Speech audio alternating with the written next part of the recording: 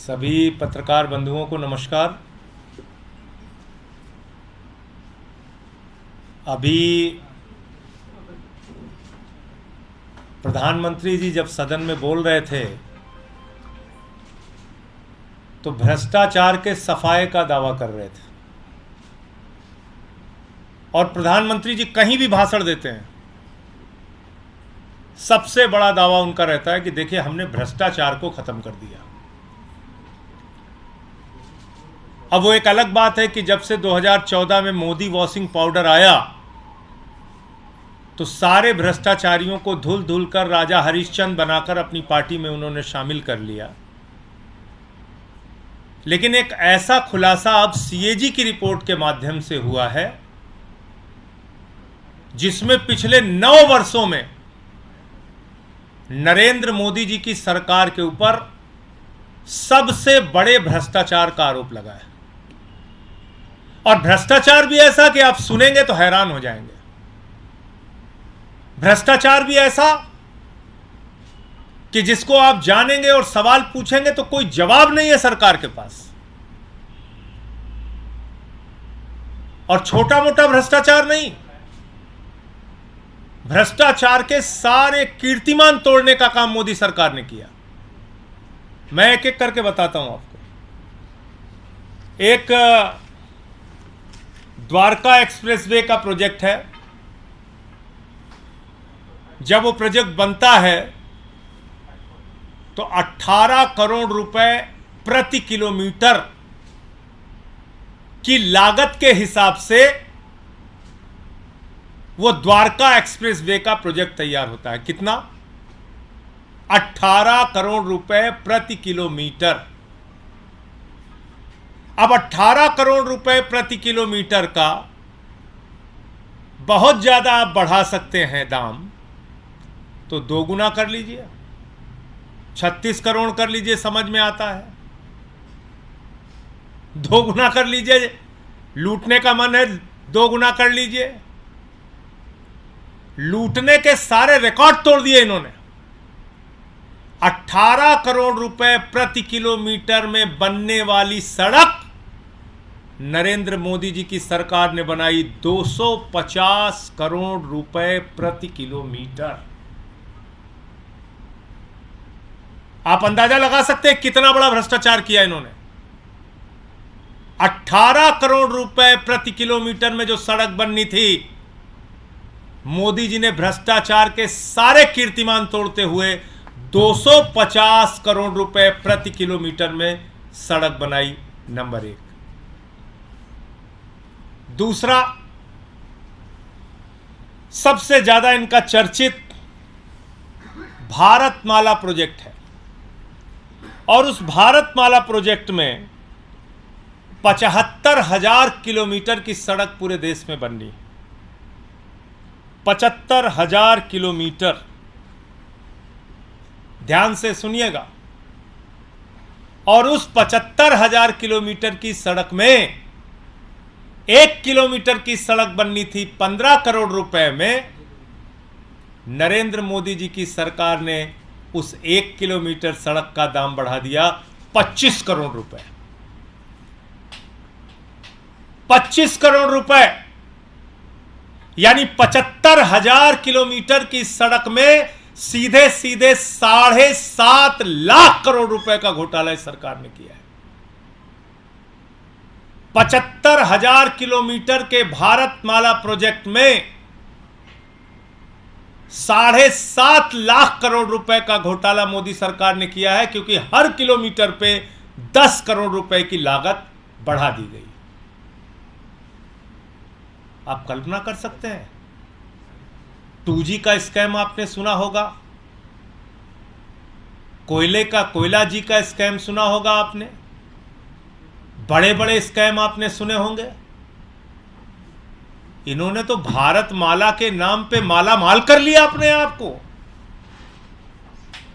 भारतमाला के नाम पर मोदी जी ने अपने आप को माला माल कर लिया। 7.5 लाख करोड़ रुपए का घोटाला हुआ है। ये सीएजी की रिपोर्ट कह रही है कि 15 करोड़ रुपए प्रति किलोमीटर में जो सड़क बननी थी उसको 25 करोड़ रुपए प्रति किलोमीटर में वो सड़क बनाई जा रही है। और आप जैसा जानते हैं, हिंदुस्तान में एक ही व्यक्ति है जो हमारे आदरणीय प्रधानमंत्री जी को अत्यंत प्रिय है, जिसके बिना उनको रात की नींद नहीं आती। वो व्यक्ति, उनको भारतमाला के प्रोजेक्ट में कहाँ कहाँ काम मिला है वो मैं आपको पढ़ के सुनाना चाहता हूँ। केरला में भारतमाला प्रोजेक्ट अडानी इंटरप्राइजेज, छत्तीसगढ़ में भारतमाला प्रोजेक्ट अडानी ग्रुप, तेलंगाना में Bharatmala project Adani Road Transport Limited, Andhra Pradesh में Bharatmala project Adani Enterprises Limited, Maharashtra में Bharatmala project Adani Enterprises Limited, Orissa में Bharatmala project Adani Enterprises Limited, Madhya Pradesh में Bharatmala project Adani Enterprises Limited, West Bengal में Bharatmala project Adani Road Transport Limited, Gujarat में, जो हमारे प्रधानमंत्री जी का गृह राज्य है, गुजरात में Bharatmala project Adani Road Transport limited. पूरे देश में भारतमाला प्रोजेक्ट में सबसे बड़ा लाभ पाने वाला व्यक्ति देश के प्रधानमंत्री आदरणीय नरेंद्र मोदी का सबसे करीबी मित्र अडानी और उसकी कंपनियां हैं। पूरा देश, जब मैं कहता हूं पूरब से लेकर पश्चिम तक, उत्तर से लेकर दक्षिण तक, आकाश में चले जाओ तो जहाज अडानी का, जमीन पे आ जाओ तो एयरपोर्ट अडानी का, पाताल में चले जाओ तो कोयला अडानी का, समुद्र में चले जाओ तो सी पोर्ट अडानी का, सड़क अडानी का, बिजली अडानी की, पानी अडानी का, स्टील अडानी का, सीमेंट अडानी का। जब ये बात मैं कहता हूं तो ये बात पूरे प्रमाण के सामने आपके सामने रख रहा हूं। और हो सकता है ये कहने के बाद 2-4 ईडी सीबीआई के मुकदमे और हो जाए, जो कि इनका काम है। हो सकता है संसद से एक सत्र के लिए निलंबन और बढ़ा है और बढ़ जाए, लेकिन सच तो बोलना पड़ेगा। मोदी जी, भ्रष्टाचार के खिलाफ आप भाषण दोगे पूरे देश में और अपने दोस्त के साथ मिलकर भ्रष्टाचार करोगे, सीएजी की रिपोर्ट में उसके प्रमाण सामने आएंगे, तो हम लोग तो चुप रहने वाले नहीं है। और मैं तो पूरे इंडिया गठबंधन के दलों को कहना चाहता हूं, प्रधानमंत्री नरेंद्र मोदी और उनकी सरकार का चेहरा पूरे देश के सामने उजागर कीजिए। यह कोई छोटा मामला नहीं है, 7.5 लाख करोड़ रुपए के घोटाले का मामला है। 18 करोड़ की सड़क 250 करोड़ रुपए प्रति किलोमीटर बनाने का मामला है। अभी यही नहीं रुकती सीएजी की रिपोर्ट, और आगे आपको बताता हूं। देखो ऐ दीवानों ऐसा काम ना करो, राम का नाम बदनाम ना करो, एक फिल्म का गाना था। लेकिन भाजपाइयों ने प्रभु श्री राम को भी नहीं छोड़ा, भगवान श्री राम को भी नहीं बख्शा। सीएजी की रिपोर्ट है, मैं नहीं कह रहा हूं। अयोध्या के अंदर अयोध्या डेवलपमेंट अथॉरिटी के द्वारा, यही संस्था है, अयोध्या डेवलपमेंट प्रोजेक्ट में करीब करीब 19 करोड़ 73 लाख रुपए की हेराफेरी इन्होंने की, लगभग 20 करोड़ रुपए की। यह भी सीएजी रिपोर्ट कह रही है। 19 करोड़ 73 लाख, लगभग 20 करोड़ रुपए की राशि का घोटाला, घपलेबाजी प्रभु श्री राम की नगरी अयोध्या के प्रोजेक्ट में की गई है। अब आप लोग सुनते होंगे कि आयुष्मान योजना, इतने लोगों को इलाज करा दिया, उतने लोगों को इलाज करा दिया। बाप रे बाप, पूरे देश को इतना बड़ा स्वास्थ्य का इंतजाम कर दिया मोदी जी ने। जो भाजपाई देखिए गली मोहल्ले चौराहे गांव में कस्बे में आयुष्मान योजना आयुष्मान योजना चिल्लाते नहीं चिल्लाते। वो आयुष्मान योजना क्या है? आयुष्मान योजना जानेंगे तो आप हैरान हो जाएंगे। 3 फोन नंबर पे 2 बार दोहरा रहा हूं आपको, 3 फोन के नंबर पे 10 लाख लोगों की आयुष्मान योजना चल रही है। 3 फोन नंबर पे 10 लाख लोगों की आयुष्मान योजना चल रही है। 10 लाख लोगों की। यह मोदी जी आपकी आयुष्मान योजना। मध्य प्रदेश के अंदर जहां मामा शिवराज हैं, वहां पर 400 लोग दुनिया में नहीं है, उनकी मृत्यु हो गई। 400 लोग दुनिया में ही नहीं है, उनकी मृत्यु हो गई। उनका इलाज चल रहा है आयुष्मान योजना में। मृत लोगों का, मरे हुए लोगों का इलाज आयुष्मान योजना में चल रहा है। मध्य प्रदेश में 8,000 लोग एक ही समय में कई अस्पतालों में इलाज करा रहे हैं। यानी कि एक व्यक्ति मान लीजिए धर्मेंद्र कुमार हैं, तो धर्मेंद्र कुमार का इलाज भोपाल में भी चल रहा है और इंदौर में भी चल रहा है और जबलपुर में भी चल रहा है। 8,000 व्यक्तियों का एक समय में कई अस्पतालों में इलाज चल रहा है। हरियाणा आ जाइए, हरियाणा के अंदर 4,121 लोगों का एक समय में कई अस्पताल में इलाज चल रहा है। और आपको बताऊं सबसे हैरानी वाली बात भी और सबसे मजेदार बात भी, एक महिला को, उसने नवजात शिशु को जन्म दिया, बच्चा हुआ, डिलीवरी हुई, तो मां का इलाज अलग अस्पताल में चल रहा है, बच्चे का इलाज अलग अस्पताल में चल रहा है। एक महिला को डिलीवरी हुई, बच्चे का इलाज अलग अस्पताल में चल रहा है और मां का इलाज अलग अस्पताल में चल रहा है। ऐसे ऐसे घोटाले, ऐसे ऐसे कारनामे, ऐसी ऐसी घपलेबाजियां। मोदी जी, आपने भ्रष्टाचार और घोटाले के सारे कीर्तिमान तोड़ दिए और हिंदुस्तान की आजादी के बाद आपकी सरकार भ्रष्टतम सरकार है। कृपा करके हाथ जोड़ रहा हूं, अब भ्रष्टाचार के खिलाफ आप मत बोला कीजिए। हंसी आती है जब आप भ्रष्टाचार के खिलाफ बोलते हैं। जब आप बोलते हैं 70,000 करोड़ के घोटाले के खिलाफ, अजीत पवार के खिलाफ, तो उसके तुरंत बाद आप उसको ज्वाइन करा लेते हैं, आपके ऊपर लोग हंसते हैं। आप अभी भी दावा कर रहे हैं स्कैम फ्री इंडिया बना दिया। अरे आपने तो स्कैम युक्त इंडिया बना दिया। और ये मैं नहीं कह रहा हूं, सीएजी की रिपोर्ट कह रही है। भ्रष्टाचार मुक्त नहीं, भ्रष्टाचार युक्त इंडिया आपने बना दिया। भ्रष्टाचार मुक्त भारत नहीं, भ्रष्टाचार युक्त भारत आपने बना दिया। बहुत सारी और जानकारियां हैं, वो आपको डिटेल में करके दूंगा।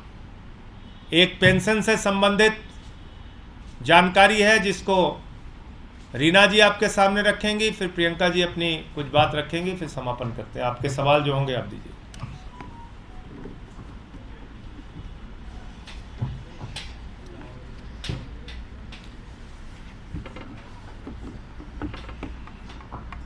आप सबने सुना होगा पिछले हफ्ते पार्लियामेंट में मोदी जी कह रहे थे कि उन्होंने देश को स्कैम फ्री बना दिया, और अभी माननीय संजय जी ने कितने डिटेल में समझाया कि किस तरह हर तरह की योजना में मोदी जी के अंडर में स्कैम ही स्कैम चल रहे हैं। चाहे भारतमाला प्रोजेक्ट हो, आयुष्मान भारत प्रोजेक्ट हो, और तो और जो बुजुर्गों की पेंशन होती है, हमारे देश में कई सालों से बुजुर्गों को पेंशन दी जाती है। बुजुर्गों की जो पेंशन योजना है, वो पेंशन योजना का पैसा मोदी जी के राज में उसको इन्होंने डाइवर्ट करके एडवर्टाइजमेंट, अपनी फोटो छपवाने में खर्च कर दिया। आप देश के किसी भी हवाई अड्डे पे चले जाइए या पूरे देश में कहीं भी चले जाइए, आपको मोदी जी की फोटो हर जगह दिखाई देगी। लेकिन क्या आप ये सोच सकते हैं कि उसमें कई जगह मोदी जी की फोटो लगाने के लिए जो देश के बुजुर्ग हैं, उनकी पेंशन का रुपया जो है वो फोटो लगाने में खर्च किया जा रहा है। इतना मोदी जी को पूरे देश में अपनी फोटो छपवाने का शौक है। पेंशन योजना जो है उसमें मामूली 200 रुपये केंद्र सरकार देती है। आज की तारीख में जब सिलेंडर 1200 रुपये का है, पेट्रोल 100 रुपये का है, दाल 100 रुपये की है, तो 200 रुपये में वैसे ही बुजुर्गों को कुछ नहीं मिलता। खुद मोदी जी 10 लाख का सूट पहनते हैं और बुजुर्गों को सिर्फ 200 रुपये की पेंशन मिलती है। सिर्फ दिल्ली में अरविंद केजरीवाल की सरकार ने उस पेंशन को 2500 रुपये करा हुआ है। पूरे देश में सबसे ज़्यादा बुजुर्ग पेंशन दिल्ली में केजरीवाल सरकार दे रही है, क्योंकि अरविंद केजरीवाल अपने आप को श्रवण कुमार मानते हैं। वो मानते हैं कि दिल्ली के सारे बुजुर्गों की जिम्मेदारी उनकी है। वहीं दूसरी तरफ आप देखिए कि बुजुर्ग पेंशन का जो पैसा है वो मोदी जी ने एडवर्टाइजमेंट में यूज़ किया। कई जगह जो बुजुर्ग गुजर गए उनके नाम पे भी पेंशन का पैसा निकाला जा रहा है, पता नहीं किसके जेब में जा रहा है। इसकी पूरी तहकीकात होनी चाहिए, इसकी पूरी जांच होनी चाहिए कि किस तरह से बुजुर्गों के नाम का पैसा गलत जगह यूज हो रहा है।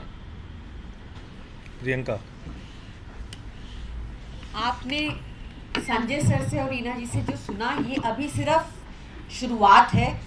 इसमें हम लगातार आपको और जानकारी देंगे। सीएजी की रिपोर्ट ने बहुत सारे खुलासे किए, इस पर दोबारा प्रेस वार्ता होगी। आप लोगों का कोई प्रश्न हो आप पूछ सकते मामले हैं। में आपने अलग-अलग मामले बताए, लेकिन जो द्वारका एक्सप्रेसवे का मामला है, कैग ने तो आखिर अपनी रिपोर्ट में स्पष्ट कर दिया, लेकिन इसमें जांच की मांग राजनीतिक तौर पे आप लोग कैसे करें? देखिए, ऐसा है कि जांच एजेंसियां, अभी आपको पता चल जाए कि भाई दिल्ली सरकार के किसी मंत्री ने 2 समोसा ज़्यादा खा लिया, तो उसके लिए ईडी, सीबीआई सारी एजेंसियां लग जाएंगी, तुरंत सक्रिय हो जाएंगी। कैसे खाया, इतना बड़ा घोटाला, breaking news, press conference, ED पहुंचाओ, सीबीआई पहुंचाओ, दिल्ली पुलिस को भेजो। ये सीएजी ऑडिट करने की एक महत्वपूर्ण संस्था है, देश की सबसे बड़ी संस्था है, उसकी रिपोर्ट सामने आई है। आपसे हम अनुरोध करें, विनती करें कि आप जांच कराइए। आपका क्या दायित्व बनता है, आपकी क्या जिम्मेदारी है? आप अभी हम लोग सवाल उठाएंगे, कहेंगे चले जाइए सुप्रीम कोर्ट। भाई, तो ये जो जांच एजेंसियां हैं, इसको सिर्फ विधायक तोड़ने के लिए रखे हो आप। इनका इस्तेमाल सिर्फ विपक्ष के लोगों को पकड़ पकड़ के जेल में डालने के लिए रखे हो। तो ये तो साफ तौर पे दिख रहा है कि भाई भारतमाला प्रोजेक्ट, उसमें 15 करोड़ रुपए में एक सड़क बननी थी, आपने उसको दाम को बढ़ा दिया, 25 करोड़ कर दिया। 18 करोड़ की सड़क को 250 करोड़ रुपए कर दिया। खुली आंखों से दिख रहा है कि मृतक लोगों का आपने इलाज कर दिया आयुष्मान में, मृतक लोगों का, जिनकी जान चली गई है, दुनिया में ही नहीं है। एक ही समय में हजारों लोगों का अस्पतालों में, आपने कई अस्पतालों में इलाज कर दिया। 10 लाख लोगों का 3 फोन नंबर पे आपने कार्ड बना दिया। ये तो महा घोटाला है, खुली आंखों से दिख रहा है। इसमें कहां सो रही है सारी एजेंसियां? इनके खिलाफ कार्रवाई होनी चाहिए। सर, रणदीप सुरजेवाला ने जो बयान दिया है, उन्होंने जनता को एक तरह से राक्षस बताया है। स्पीच वो दे रहे थे हरियाणा में एक जगह, इस बयान को लेकर क्या कहना है? देखिए, मैंने उनका पूरा बयान सुना नहीं है, किस संदर्भ में उन्होंने बयान दिया। मैं सिर्फ इतना कहना चाहता हूं कि भारतीय जनता पार्टी ने इस देश के लोगों को निराश किया है और इस पार्टी से सावधान रहने की आवश्यकता है। ये एक नफरत फैलाने वाली एजेंसी है, नफरत फैलाने वाली फैक्ट्री है। मणिपुर हो, मेवात हो, पूरे देश में नफरत की आग में जनता को झोंकने का काम कर रहे हैं, तो इनसे सावधान रहने की जरूरत है। और जहां तक रणदीप सुरजेवाला जी का बयान है, भाजपाई क्या क्या बयान देते हैं, जो बीजेपी को वोट नहीं देगा वो देशद्रोही है, जो बीजेपी को वोट नहीं देगा वो पाकिस्तान चला जाए। अरे भैया, जिन्ना की कब्र पे मत्था तुम लोग टेकते हो, पाकिस्तान तुम जाओ।